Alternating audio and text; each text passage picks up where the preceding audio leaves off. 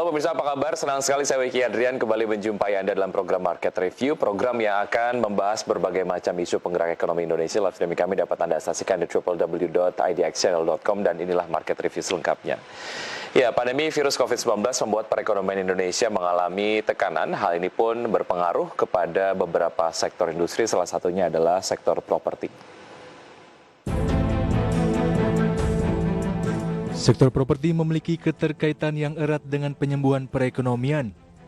Jika pertumbuhan ekonomi mengalami kenaikan, maka kinerja sektor properti ini juga ikut mengalami kenaikan. Hal tersebut disampaikan oleh Wakil Presiden Republik Indonesia Ma'ruf Amin. Dikutip dari media online, penurunan ekonomi berdampak pada sektor properti. Oleh karena itu, pemerintah menyiapkan beberapa alternatif kebijakan untuk sektor properti. Misalnya, skema subsidi dan intervensi pemerintah yang lebih tepat. Selain itu, pemerintah juga meminta agar pembangunan perumahan khususnya untuk masyarakat berpenghasilan rendah dilakukan dengan skema padat karya. Hal ini dilakukan dalam rangka upaya pemulihan ekonomi nasional yang mana erat kaitannya dengan penyerapan tenaga kerja. Selain itu, seluruh pembangunannya agar menggunakan bahan dan material produksi dalam negeri dan bahkan bahan bangunan hasil industri lokal. Berbagai sumber untuk IDX Channel. Ya, 5 detik. Baik pemirsa, untuk berbincang mengenai tema kita di paruh pertama di Market Review mengenai menilik optimisme sektor properti sudah terhubung melalui live telepon. Ada Ibu Indriati, beliau adalah Direktur Utama PT Trimitra Prawara Goldland Tbk yang hari ini melaksanakan IPO di Bursa Efek Indonesia. Selamat pagi Bu Indri. Selamat pagi. Apa kabar Bu Indri? Terima kasih sudah bergabung di Market Review. Alhamdulillah sangat baik. Ya, terima kasih. Selamat atas IPO yang sudah dilaksanakan hari ini. Sejauh ini berjalan lancar ya Bu? Terima kasih. Alhamdulillah berjalan lancar. So far so good, Pak. Baik, sebelum kita kemudian membahas mengenai target perusahaan pasca IPO dan lain sebagainya, saya kemudian ingin melihat sebetulnya secara sektoral bagaimana sih sebetulnya sektor properti di saat pandemi ini, Bu Indri, setidaknya itu yang kemudian di-capture oleh Anda dan juga perusahaan. Iya. Secara umum tentunya mengalami penurunan ya. Tapi sektor properti tidak lantas mati dengan adanya pandemi ini. Karena sektor properti itu merupakan salah satu sektor yang paling kuat, cukup kuat ya, untuk menghadapi pandemi ini. Karena banyak sih sebenarnya kondisi-kondisi yang menguntungkan dalam masa pandemi ini. Contohnya misalnya kebijakan work from home, di mana orang lebih banyak bekerja di rumah, lebih banyak tinggal di rumah, kemudian dengan begitu kan tentunya demand akan rumah yang terjangkau dan representatif itu sangat dibutuhkan.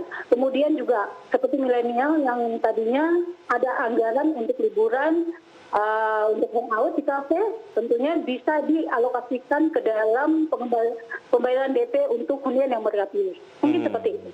Baik, kalau bicara mengenai koreksi tadi Anda menyebutkan ada koreksi lah ya, karena ini juga secara sektor nampaknya seluruh sektor terpengaruh oleh pandemi COVID-19.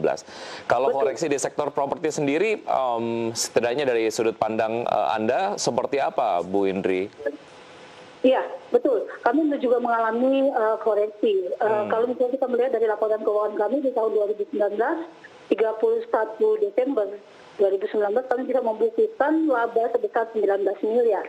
Namun di tahun ini sekitar 4 miliar seperti itu. Baik. Anda tadi menyebutkan bahwa memang ada... Sorry Pak Uci, saya potong tapi sesungguhnya proses bisnis tetap berjalan, artinya proyek tetap di lapangan tetap berjalan, pendapatan masih kita bisa bukukan, dan yang penting adalah kami masih mencatat laba. Baik, ya, yang paling penting adalah bagaimana sebetulnya terus menjalankan proyek tapi tetap melaksanakan protokol kesehatan ya, Bu Indri ya. Baik, betul, ya. Oke, tadi Anda menyebutkan bahwa sebetulnya ada beberapa indikator lah yang membuat sektor properti ini mendapatkan hikmah lah dari pandemi COVID-19. Di antaranya adalah ada alokasi dana yang tadinya kemudian digunakan untuk jalan-jalan, leisure dan lain sebagainya dialihkan untuk DP lah, untuk membeli rumah gitu ya, khususnya untuk kalangan milenial gitu. Nah, untuk mekanisme pembelian rumah mana yang sebetulnya secara tren ini cukup meningkat di pandemi COVID-19 ini? Apakah banyak yang cash ataupun mungkin banyak yang mengajukan KPR, Bu Indri? Ya, kami kan lebih berfokus kepada segmen KPR bersubsidi. Tentunya lebih ke masyarakat berpenghasilan rendah. Baik. Sebenarnya dalam masa pandemi ini menjadi 50-50. Cuman karena apa? Karena kendalanya adalah adanya polisi dari perbankan yang lebih melakukan sedikit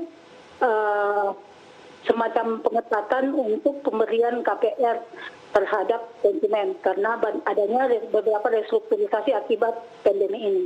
Itu sih. Tapi secara demand tetap kemudian menarik begitu ya? Oke. Tetap. Ya. Saya ingin menanyakan mengenai apa yang sebetulnya membuat perusahaan konsisten untuk tetap menggeluti sektor properti, Bu Indri. Apa yang membuat ini menjadi sebuah sektor yang cukup menarik untuk perusahaan? Iya, tentunya sektor properti itu mempunyai demand yang tidak pernah habis sampai sejauh ini. Kemudian kebijakan pemerintah untuk sektor properti ini itu sangat menguatkan kita, utamanya dalam hal MBR, dalam hal KPR bersubsidi. Contohnya misalnya banyaknya kebijakan pemerintah dalam pemberian KPR bersubsidi, contohnya misalnya BP2BT, SSB, ataupun BP2BT. Gitu. Kemudian belum lagi tapera yang akan diluncurkan di tahun 2021 ini, Pak. Artinya banyak sekali indikator-indikator yang membuat perusahaan tetap optimis menggarap sektor properti, begitu ya? Betul, Oke, dan secara ingat bahwa ada 147 multiplier efek atau bisnis ikutan terhadap bisnis properti ini. Dalam hal ini contohnya perumahan. Ada kusen, ada tukang kusen, dan kita bisa rinci itu kan, sampai 147 teman-teman yang bisa support bisnisnya secara domestik dengan pertumbuhan sektor properti ini. Itu yang membuat kami seperti tertantang di perusahaan untuk terus apapun tantangannya untuk terus konsekuen dalam sektor properti ini. baik, oke. Secara area ataupun mungkin wilayah lah ya yang di-cater oleh PT Trimitra Prawara Goldland Tbk di area mana saja, Bu Indri? Iya. Kami berfokus ke daerah Jawa Barat, Pak. Karena memang secara nasional kan Jawa Barat itu mempunyai demand yang paling tinggi masih di daerah Jawa Barat. Oke, baik. Ada beberapa hal yang cukup menantang pada saat memasuki pandemi COVID-19.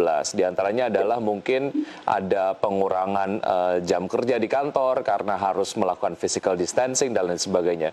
Di tengah challenges ataupun mungkin kondisi-kondisi itu, apa yang sebetulnya membuat perusahaan tetap menjaga kualitas pelayanan lah kepada konsumen? Kita akan lanjutkan usai jeda berikut ini, Bu Indri, dan pemirsa tetap di Market Review. Usai jeda kami akan segera kembali.